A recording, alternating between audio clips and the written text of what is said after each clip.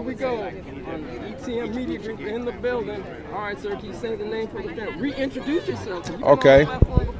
Well, it's an honor to be back. Shout out ETM, CJAC, ARCC. Yeah, that's right.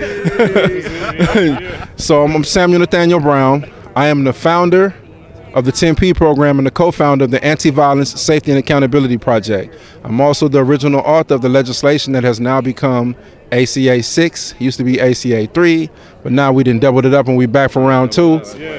We back like we never left, because we never did. We never did. And so you find us right here on the West Capitol of the Stairs right now announcing the relaunch of our fight to end slavery here in California. The End Slavery in California Act is now backed by Assemblymember Lori Wilson, the California Black Caucus, Senator Skinner, and a number of other legislators who are standing on the right side of law. So that's what we're here for today, and it's an honor to be here once again. And I'm building with Josiah Booyah and the General Chris. You feel me? And always Umoya holding it down. So there's a saying like, you can bury the truth, but you can't kill it. And so when we're talking about abolishing slavery, ending this unrighteousness, they can try to slow it down, they can try to bury it, but they can't kill it. So if this wasn't to pass this year, we'll be right back again. That's just how it works. So last year, white supremacy reared its ugly head, and they manipulated the rules so that the bill wouldn't go through and the people would have an opportunity to vote on it. This year, we're popularizing it. We're going to make ending slavery so popular that anyone who even fixes their lips, who even thinks thinking about it, is going to feel bad and not want to say anything. So to be honest and answer your question, we're back, but we never left. Because the fight for slavery, for the fight for stamping out white supremacy and all the vestiges of it from our Constitution, from our lives, from the governing bodies that you know have influence on all of us every day, we're never going to stop till that's out of the way. We're strong, we're righteous, we're black, we're God's people, we're the elect, and we don't know anything else to do. That's why we're here. Yeah, for sure. I know Mr. Chris got to go pretty soon, so we're going to pass the mic around. Thank you. We keep it real on this platform. I appreciate you, brother. I appreciate you. I have a heart out. I appreciate you, brother. But I had to be here because this is, I didn't even ask me a question yet, but, oh yeah, Paul, I'm ready. I'm ready to start.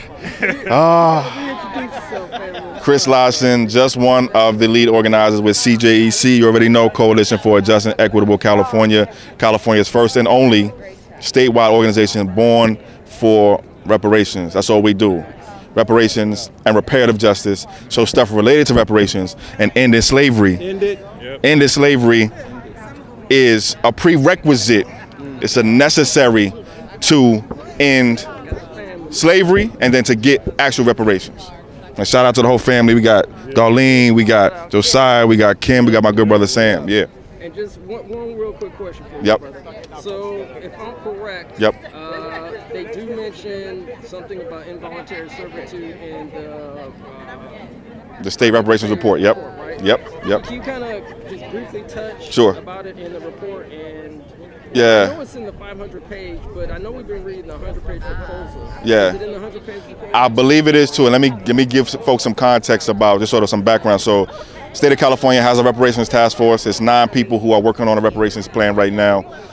That group of people released a first report last year, and they're almost going to release another report, or in the process of releasing another report later on this year. The first report that they released last year had in it some ideas and some recommendations about how the state can move toward ending the current badges and incidents, or the legacy, or really what the impact of slavery is now. One of the things that they actually said was to end the state constitutional permission allowance for involuntary servitude, what I call slavery. What is slavery but involuntary servitude? What is involuntary servitude but slavery?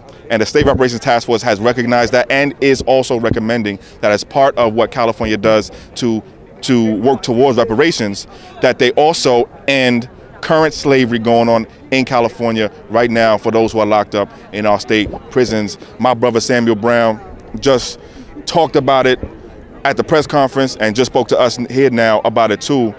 right now you can be enslaved right now. And Sam was doing a 24 to life sentence. He had, hundreds of hours of courses completed and had done his time and had become an upstanding model citizen inside and was getting ready to come home. And they told him, listen, if you don't go to work one day, if you miss one day, you're not going home. Crazy. So that's how and why we have, from the inside, from brothers like Sam, the effort to end current slavery, and the State Reparations Task Force on the outside has recognized that too. Peace. Yeah. Hey. This is my brother right here. Hey, I'm gonna try to say something. I'm not like these two giants that went before me, but I'm gonna try to do what I can. For sure, for sure. For sure. So I'm Josiah Williams. I'm with the American Redress Coalition of California, also part of CJEC, coalition partner with the Coalition for Just and Equitable California. And also shout out to ETM Media, that's always recording, catching live, all the work that's being done within the community, and also ASAP with Samuel Nathaniel Brown as well.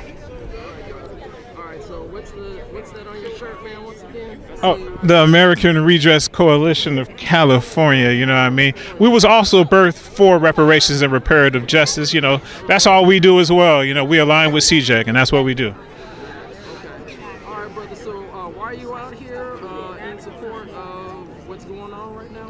Yeah, so basically we're out here to help end slavery in California, something that shouldn't have never existed.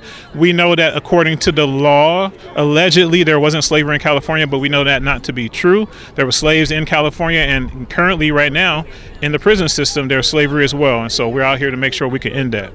Okay, so but what are you looking forward to in terms of the possible last in-person meeting here in Sacramento? I mean, I think I heard something regarding Allensworth potentially as well. So, but in regards to it being a full meeting, I know this may be the last one, but pretty much I kind of want to hear more so in regards to the proposals. I want to try to ensure that more of the community can actually come out and participate, give their public comment, and then also be able to learn more how that they can actually help get this legislation. They're going to create proposals, but we're going to have to create legislation afterward. And so we want to ensure that people understand the political process of how do we actually make this a reality in the state of California. And so what I'm looking for is justice overall, and I know that it's a process to get there. So I just want to get the community involved, because we need the community in order to achieve justice. All right, brother. So you guys, is ARC on Bay Area on Facebook or anything like that? So we're on Twitter. We just started an IG. Okay. We just getting into social medias. But also follow CJEC as well, ETM Media, because we're all connected. So yeah, ARC Bay Area on Twitter directly, and then I believe it's the same ARC Bay Area on Instagram as well. All right, bro. We out. All right, for sure.